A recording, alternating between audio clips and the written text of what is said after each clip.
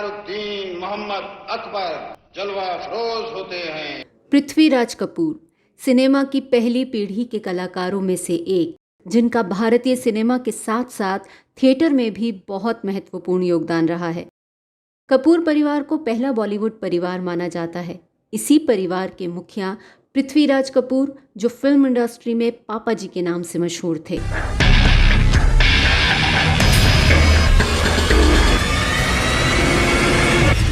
Talent के साथ साथ किस्मत बहुत मायने रखती है, खासकर फिल्म इंडस्ट्री में। किस्मत का साथ हो तो सही वक्त पर सही मौके मिल जाते हैं और आप एक पल में फर्श से सीधे अर्श पर पहुंच जाते हैं, और अगर किस्मत साथ ना दे तो जिंदगी स्ट्रगल में ही गुजर जाती है। पृथ्वीराज कपूर इन मायनों में काफ़ी लकी रहे कि उन्हें मौका पाने के लिए बहुत ज़्यादा संघर्ष नहीं करना पड़ा। पृथ्वीराज कपूर का पहला संघर्ष रहा अपने सब इंस्पेक्टर पिता दीवान बसेसर नाथ को अपने सपनों को पूरा करने के लिए राजी करना। लेकिन उस जमाने में ये आसान भी नहीं था, तो उनके पिता भी राजी नहीं हुए। लेकिन पृथ्वीराज कपूर ठान चुके थे। मुश्किल ये थी कि 17 साल की उम्र में उनकी शादी राम सरनी देवी से हो चुकी थी और उनके 3 बच्चे भी थे। पर अपने सपनों को पूरा करने के लिए वो सब को छोड़कर 1928 में मुंबई के लिए रवाना हो गए। जेब में थे सिर्फ 75 रुपये, जो घर से निकलते हुए उनकी आंटी ने ज़बरदस्ती रख दिए थे। पृथ्वीराज कपूर ने कभी समंदर नहीं देखा था, तो मुंबई पहुंचकर सबसे पहले उन्होंने समंदर देखा। फिर एक होटल में पहुंचे जिसका एक दिन का किराया था 5 रुपये। तो अगले ही दिन से काम की तलाश करना ज़रूरी हो गया था, और इसी तलाश में वो इंपीरियल फिल्म कंपनी तक पहुंच गए। चौकीदार यूं तो किसी को अंदर जाने ही नहीं दे रहा था, मगर जब पृथ्वीराज कपूर ने उससे अपनी ज़बान में बात की तो अपनी तरफ के किसी आदमी से मिलकर उसे बहुत खुशी हुई और उसने उन्हें एंट्री दे दी। स्टूडियो में एक जगह एक्स्ट्रास की लाइन लगी थी, तो वो भी उसी लाइन में लग गए। 2 धारी तलवार और वस्ल की रात में उन्होंने बतौर एक्स्ट्रा ही काम किया था। इसी दौरान साइलेंट एरा की एक पॉपुलर एक्ट्रेस एरमेलिन की नज़र उन पर पड़ी। वो उनके ऊंचे लंबे कद और रोमन लुक से इम्प्रेस हो गई और आरदेशी ईरानी से उन्हें मिलवा दिया। आरदेशी ईरानी भी उनसे बातचीत करके बहुत मुतासिर हुए और फिर 1930 की फिल्म सिनेमा गर्ल में वो एरमेलिन के ऑपोजिट मेन लीड में नजर आए।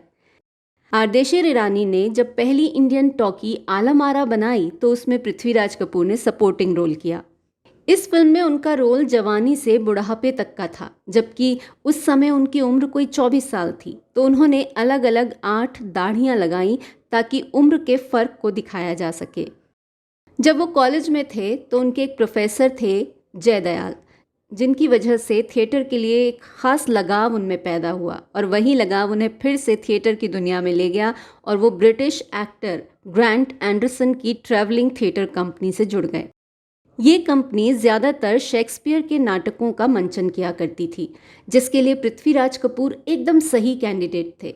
इस थिएटर ग्रुप के साथ जगह जगह घूमते हुए वो कोलकाता पहुँचे। वहाँ कंपनी बंद हो गई तो वो न्यू थिएटर्स से जुड़ गए, और फिर न्यू थिएटर्स की राजरानी मीरा, इंकलाब, विद्यापति, मंजिल और दुश्मन जैसी कई फिल्मों में उन्होंने अपने अभिनय के जलवे दिखाए।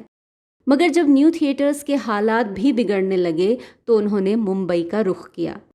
मुंबई में उन्हें चंदूलाल शाह के स्टूडियो रंजीत मूवी टोन में मौका मिला।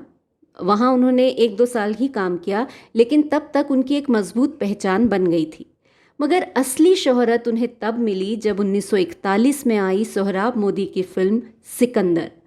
इसमें उन्होंने सम्राट सिकंदर का रोल किया था और सोहराब मोदी ने महाराजा पोरस की भूमिका।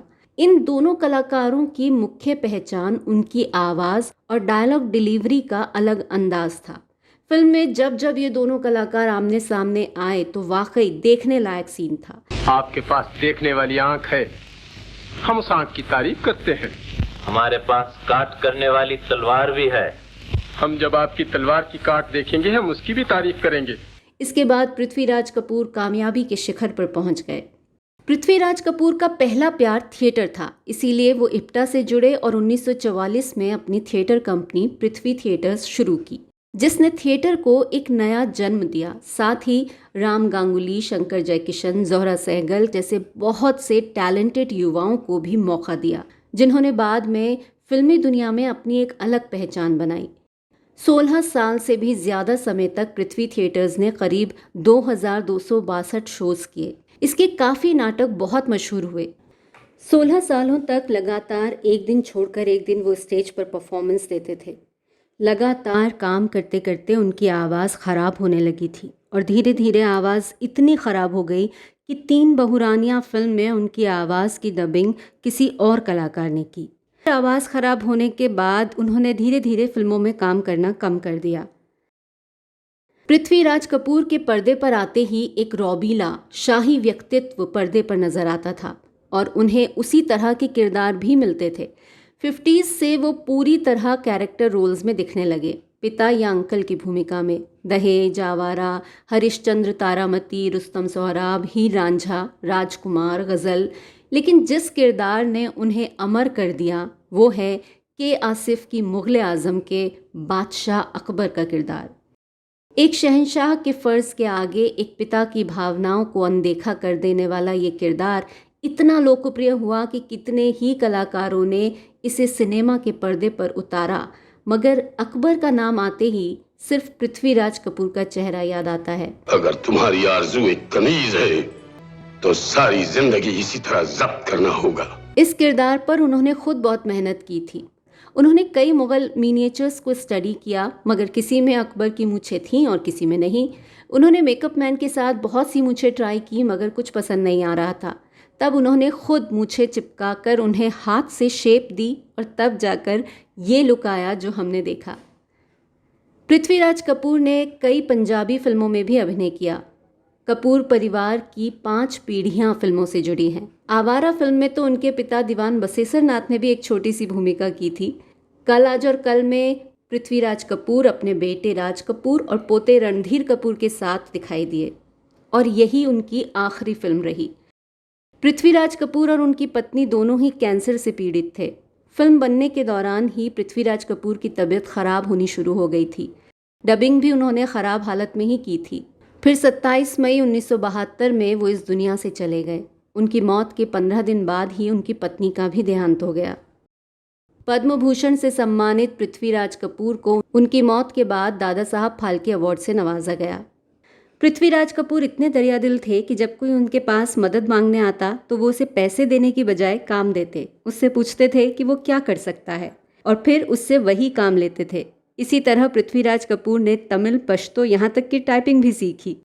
असल में वो बहुत ही साधारण इंसान थे। एक मकाम पर पहुंचने के बाद भी उनमें किसी तरह का एटीट्यूड या घमंड नहीं था, बल्कि साथी कलाकारों के लिए वो निर्माता निर्देशक के आगे भी डटकर खड़े हो जाते थे। शायद इसीलिए इंडस्ट्री में लोग उन्हें पापा जी कहकर बुलाते थे।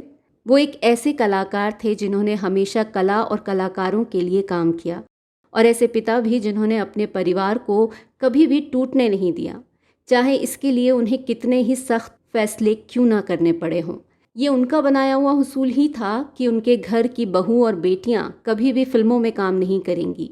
तो चाहे गीता वाली रही हो या नीतू सिंह और बबीता, कपूर परिवार की बहू बनने के बाद उन्हें फिल्मी दुनिया को अलविदा कहना ही पड़ा, और यही उसूल राज कपूर ने भी बनाए रखा। बाद में करिश्मा कपूर ने पहली बार परिवार के इस नियम को तोड़ा। इंडस्ट्री के पापा जी, पायनियर ऑफ इंडियन थिएटर और मुग़ल आज़म के तौर पर पृथ्वीराज कपूर को हमेशा याद किया जाता रहेगा।